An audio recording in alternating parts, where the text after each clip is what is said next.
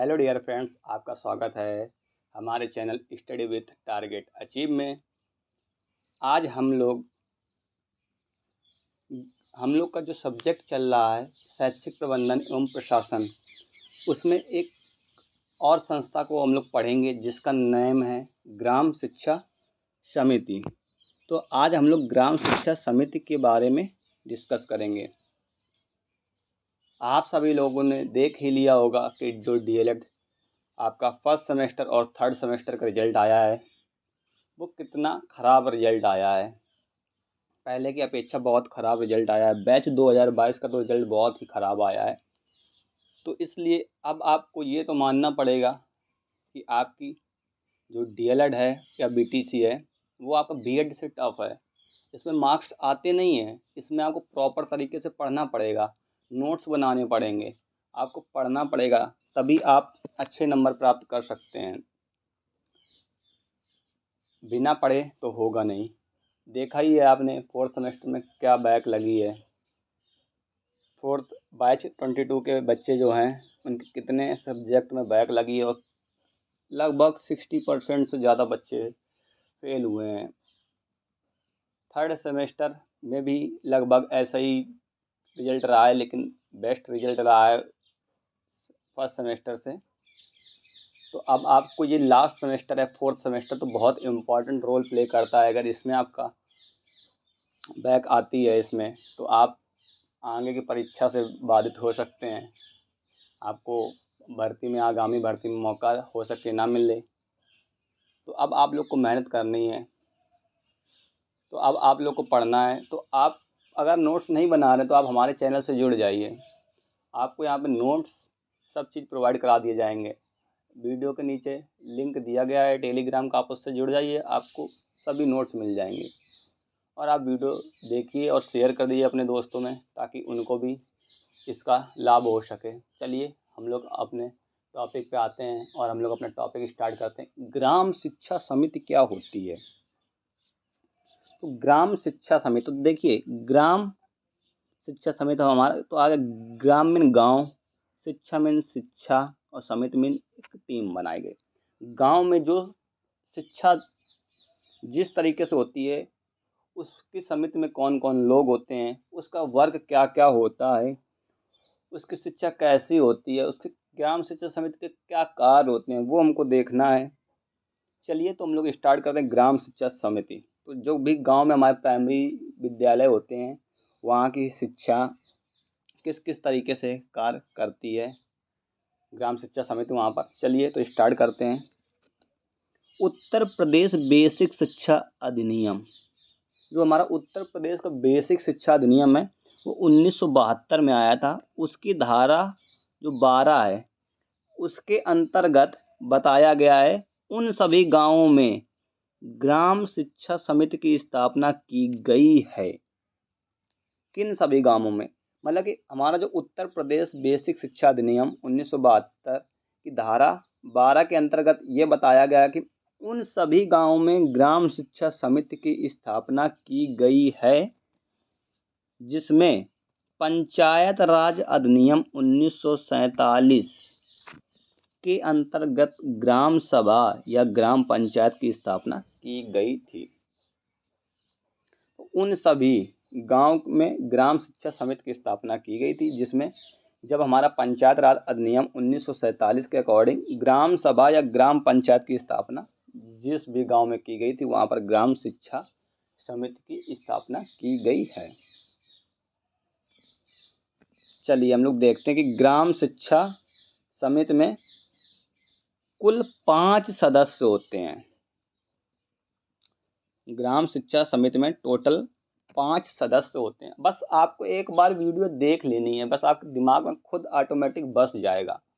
इसके अलावा आपको कुछ भी नहीं करना है और नोट्स को आप एक बार देख लीजिएगा, आपको ऐसे ही पूरा कंप्लीट हो जाएगा। तो ग्राम शिक्षा समिति में टोटल 5 मेंबर होते हैं और जो गांव का, उस ग्राम का जो प्रधान होगा,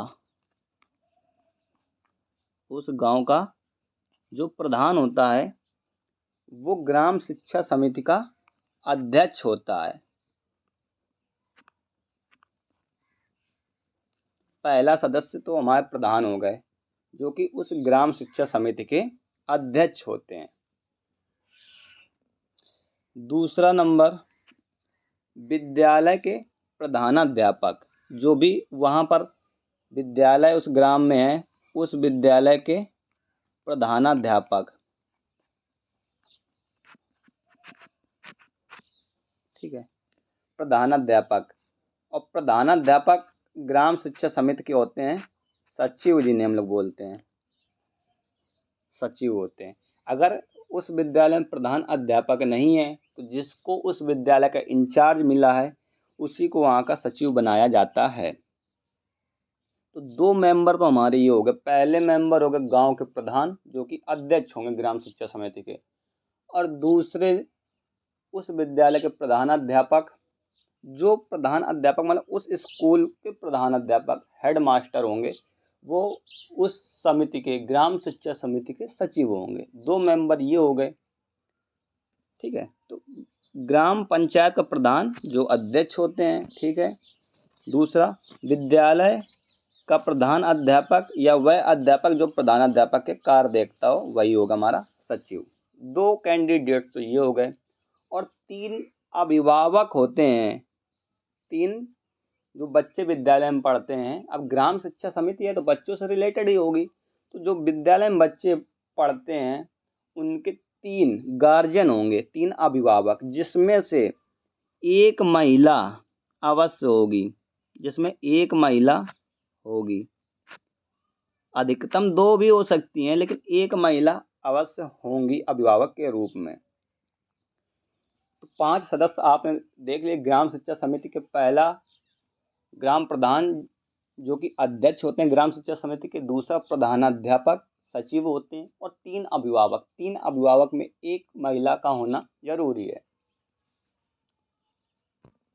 ठीक है। चलिए अब हम देखिए इसमें नोट पॉइंट। अब देखिए जो 3 अभिभावक होते हैं, तो देखिए वो क्या ऐसे चुन लिए जाते हैं, तो उनके बारे में देखते हैं।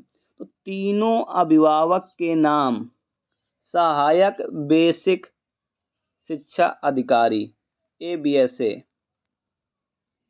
असिस्टेंट बेसिक शिक्षा अधिकारी, ठीक है, द्वारा निर्देशित किए जाते हैं कि आप इनके गांव के पहले आपके जो प्रधान होंगे वो उन अभिभावकों के नाम वहाँ पर पहुँचाएंगे, कई बच्चों के अभिभावक के नाम वहाँ पर पहुँचाएंगे, और वहाँ के जो ABSA होंगे वो उनमें से 3 लोगों के नाम चुन लेंगे। उनके द्वारा वो निर्देशित किए जाते हैं कि आप ग्राम शिक्षा समिति के सदस्य हैं। तो 5 कैंडिडेट ये होते हैं। चलिए, तो ग्राम शिक्षा समिति के बारे में हम लोगों ने पढ़ लिया। तो अब देखते हैं ग्राम शिक्षा समिति के कार्य क्या क्या होते हैं, ये कार्य कैसे करती है, इसके वर्क क्या क्या होते हैं। तो ग्राम शिक्षा समिति के कार्य, तो ग्राम पंचायत क्षेत्र में बेसिक स्कूल की स्थापना, प्रशासन, नियंत्रण एवं प्रबंधन का कार्य ग्राम शिक्षा समिति के होते हैं। बेसिक स्कूल की स्थापना अगर होगी गांव में, वहाँ पर क्या प्रशासन होगा, वो किसके नियंत्रण में होगा, उसमें प्रबंधन कौन करेगा, उसका मैनेजमेंट क्या होगा, सभी ये काम ग्राम शिक्षा समिति के होते हैं, पहला काम। दूसरा, पंचायत क्षेत्र में बेसिक शिक्षा एवं प्रौढ़ शिक्षा में वृद्धि करना। जो बेसिक शिक्षा है उसमें वृद्धि करना, लोगों को जागरूक करना कि आप अपने बच्चों को विद्यालय भेजिए, यहाँ पर भी बहुत अच्छी पढ़ाई होती है, तो पढ़ाई में वृद्धि करना, ठीक है। अच्छा, बेसिक स्कूलों के प्रचार प्रसार एवं सुधार के लिए योजनाएं तैयार करना। बेसिक स्कूल में बच्चे ज़्यादा से ज़्यादा भाग लें, उसमें ज़्यादा से ज़्यादा एडमिशन करें, उसके लिए प्रचार प्रसार करना, उसमें जो भी सुधार हो उसके लिए जो भी योजनाएं हैं वो ग्राम शिक्षा समिति ही तैयार करती है, ठीक है। चौथा नंबर, बेसिक स्कूलों में सुधार के लिए जिला पंचायत को सुझाव देना। जो भी बेसिक स्कूल में सुधार, खिड़कियां नहीं लगी हैं, आपके यहाँ सफाई नहीं होती, कुछ भी नहीं होता, तो जिला पंचायत अध्यक्ष को वो हमको जिला पंचायत में जाकर के सुझाव देना कि आप ऐसा वर्क कर रही है तो इससे ज़्यादा प्रॉफिट होगा, ज़्यादा बच्चे आएंगे, ठीक है। 5वां नंबर, ऐसा कदम उठाना जिससे बेसिक स्कूलों के अध्यापक या अन्य कर्मचारियों की उपस्थिति या समय पालन के नियम सुनिश्चित हो सकें। मतलब कि जो भी बेसिक शिक्षा में जो भी और भी टीचर हैं, वहाँ पे विद्यालय में जो भी कर्मचारी हैं, सफाई कर्मचारी, जो लोग समय के पालन का नियम कर सकें, बिल्कुल ऐसे कदम भी उठाना चाहिए। ये वर्क करती ग्राम शिक्षा समिति। अगर सफाई वाला नहीं आ रहा है तो उसके लिए भी वो कदम उठानेंगे वो लोग। तो ग्राम शिक्षा समिति का ये वर्क होता है। उपरोक्त स्थिति में दंड की व्यवस्था करना। अगर वो लोग टाइम पर नहीं आते हैं तो उस स्थिति में वो लोग दंड की व्यवस्था भी करेंगे आपके लिए। दंड ऐसा नहीं कि आप मारेंगे, नहीं, उनके ऊपर कार्रवाई की जाएगी कि आप समय पर क्यों नहीं आ रहे हैं विद्यालय। चलिए, ये सब ग्राम शिक्षा समिति के वर्क होते हैं। इसके अलावा ऐसे भी कुछ कार्य करना है जो राज्य सरकार द्वारा उन्हें सौंपा गया है। और भी बहुत सारे ऐसे वर्क होते हैं जो सभी को नहीं मालूम होते हैं, वो राज्य सरकार द्वारा उनको सौंपे जाते हैं, तो वो भी ग्राम शिक्षा समिति के वर्क होते हैं। तो ये थे हमारे ग्राम शिक्षा समिति के वर्क। ठीक है, तो अब इसमें कुछ प्रमुख पॉइंट भी देख लेते हैं हम लोग कि ग्राम शिक्षा समिति कैसे वर्क करती है। ये भी तो पॉइंट, अब हमने ग्राम शिक्षा समिति पढ़ा अच्छे से, ग्राम शिक्षा समिति के वर्क क्या क्या होते हैं वो हम लोगों ने डिस्कस कर लिए। अब देखेंगे इसमें कुछ इंपॉर्टेंट पॉइंट भी तो होंगे, क्या क्या किन पॉइंट पर वर्क करता है। तो देखिए, प्रत्येक माह कम से कम एक बैठक जरूर आयोजित हो। अब ग्राम शिक्षा जो समिति होती है, उन लोगों की प्रत्येक माह में कम से कम एक बैठक जरूर आयोजित होनी चाहिए। ठीक, और बैठक में जो भी चर्चा की गई हो या लिखे गए निर्णयों को जिक्र ग्राम शिक्षा समिति के रजिस्टर या पुस्तिका में जरूर किया जाए। जो भी उनका निर्णय लिया जाए, जो भी सुझाव दिए गए हों, एक ग्राम समिति के रजिस्टर आता है। हमने आपको पहले पढ़ाया भी था, तो क्या क्या अभिलेख जरूरत पड़ती, तो उसमें बताया था ग्राम समिति का एक रजिस्टर भी होता है। तो उसमें बाकायदे उसमें बताया जाएगा कि ये इस पर हम लोगों ने फैसला लिया है। ठीक है, ग्राम शिक्षा समिति के अध्यक्ष एवं सदस्यों को विद्यालय में निरीक्षण करने का अधिकार है।